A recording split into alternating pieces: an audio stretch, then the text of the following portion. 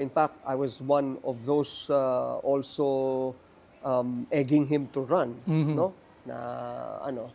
And you know, fortunate Ikaw pala enough may naman. kasalanan ng lahat ng ito eh. Hindi kasi Kung hindi mo binuyo, Jojo, wala tayo ngayon sa ganitong katayuan. Thank you, mga kababayan. We have to thank this guy for admitting on national TV na binuyo niya.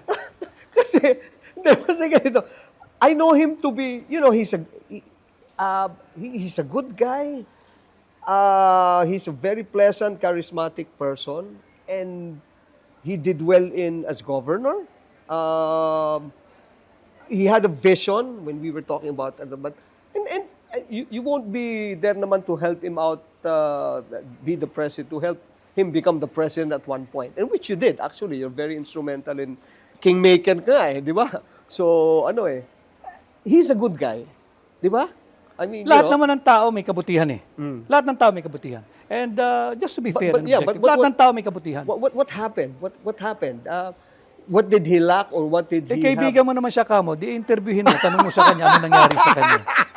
Tanungin mo yan. Hindi ko siya masasagot. Hindi ko masasagot. Hindi ko masasagot. Pero you believe that one of these days, like, you know, what if, hypothetically, no, or just thinking out loud lang na, he calls, kasi I know you both, and I know you also personally to be a man of, more than anything else, ang kinakampihan mo ay ang Pilipinas. Always. No? Okay? Always. So there are no Always. sides to, walang, Always. walang political color, no nothing.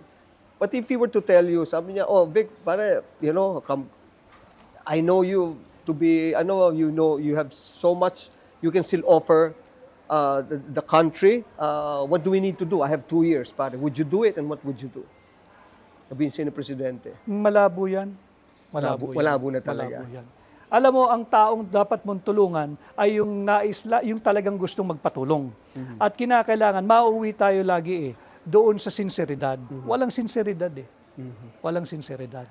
Itong lahat ng nangyayaring ito, walang